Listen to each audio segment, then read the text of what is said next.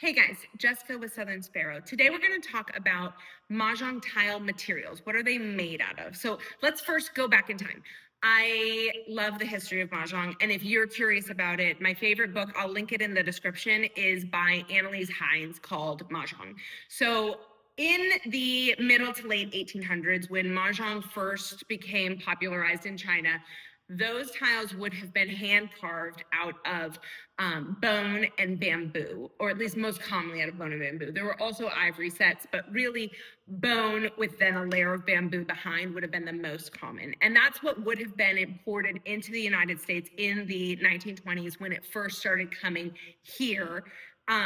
Fun fact, the first sets of Mahjong tiles were imported by Abercrombie Fitch, which if you're like me, an elder millennial, we all fondly remember spending all of our allowance money at Abercrombie Fitch.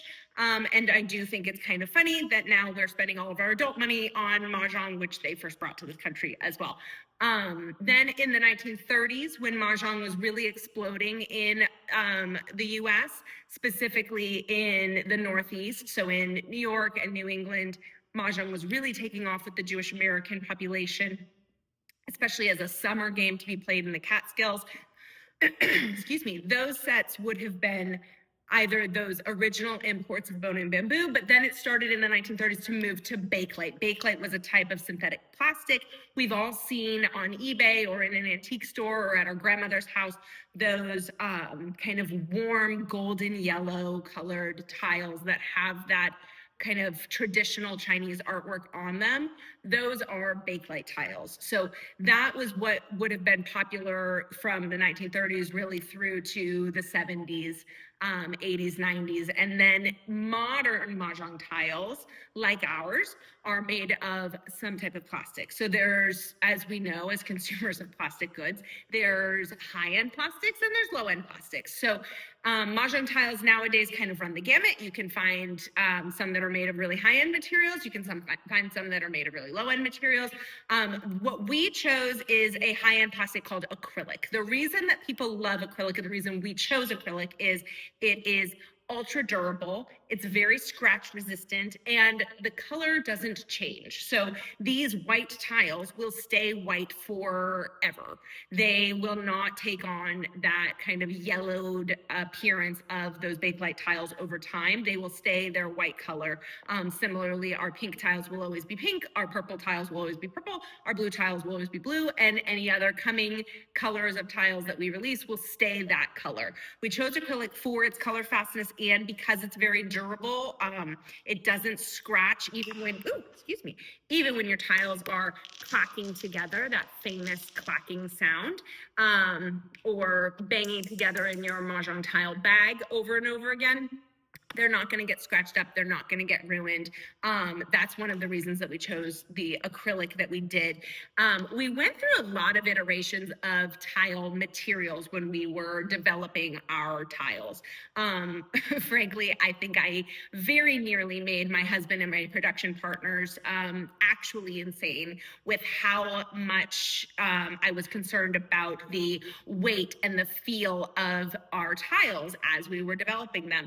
One of the things that I think is so interesting about this game, it's different from cards in that it is such a tactile game. It's so much about the weight of the tiles in your hands, about the clack of the tiles when they are pushed together, so much about the clack of the tiles that it's where Mahjong gets its name, right? The word Mahjong means sparrow, and the game Mahjong is called that because when you shuffle the tiles, it sounds like sparrows chattering. So for me, that perfect clack of the tiles when they're shuffled together was so important to get right. So I was, each iteration weighing tiles and feeling them. I wanted them to slide across the table in a certain way. I wanted them to have that weight in your hand that is just right, not too light that when you discard a tile, it flips over, not so heavy that, you can't lug your tiles everywhere you go. So it was really a balancing act of finding that right material. We finally did, and I just love the way that these tiles feel in the hand, and I love the sound that they make when they shuffle. It really does give that perfect Mahjong clack. Let's also talk about engraving and materials. So like we said, in the late 1800s, when they were bone and bamboo, they would have been hand engraved. Nowadays, tiles are kind of, there's so many different options out there. We've seen printed tiles, we've seen 3D printed tiles, we've seen tiles that are just painted upon the surface, which then obviously as you play more and more with those tiles, that design can rub off. Our tiles are very deeply engraved. Each custom artwork design is deeply engraved into that tile, and then it's filled by hand with a very high gloss, heat cured ink. And the reason that we do that is the design, once it's been engraved this deeply, will stay forever.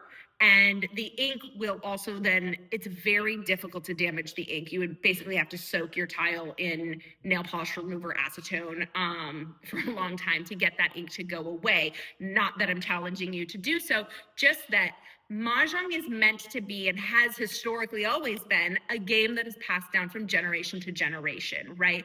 Many people throughout China and all over the world and here in the United States have learned from their mothers or their grandmothers or their favorite aunt how to play this game. And it's meant to be passed down. And something about having heirloom quality tiles made me feel so happy. I'm so excited. All three of my children play Mahjong, and I can't wait until the day that they're adults, for many reasons, but I can't wait for the day that they're adults and I get to pass down my Mahjong tiles to them and feel confident and happy that my great-great-grandchildren could be playing with these tiles and they will look and feel very similar to the way that they look and feel today. These are heirloom quality tiles that are meant to be used for generations and generations. And that is why we chose to engrave the way that we did. That is why we chose the material that we did. That is why we chose the ink that we did. We're confident that these can last for generations. And then the other part of what we do here at Southern Sparrow is, you know, I don't know about you, I love to collect antiques and old things. And sometimes when you get an heirloom, it might be broken or missing pieces. And so something that we do as a brand is we will replace your tiles if you ever lose one or somehow manage to break one. I haven't seen that happen yet, and I've tried. If that happens to you, we will replace them for you for free. So at Southern Sparrow, something that's been so important to me is just, I want to treat my customers the way that I would want to be treated as a customer. And if I've spent $300 on a set of tiles, or in my case, you know, sometimes I've spent upwards of $500 on a set of tiles, I want to be taken care of. That's a lot of money to spend. And I believe that the way that we can take care of our customers is by being there to support you guys. Even if it's 5 years from now and you call me and say, I lost my 6 dot, I will send it to you, no problem. So if you have a set of our tiles, please go online and register them. That does mean that we will be able to replace your tiles for you for free.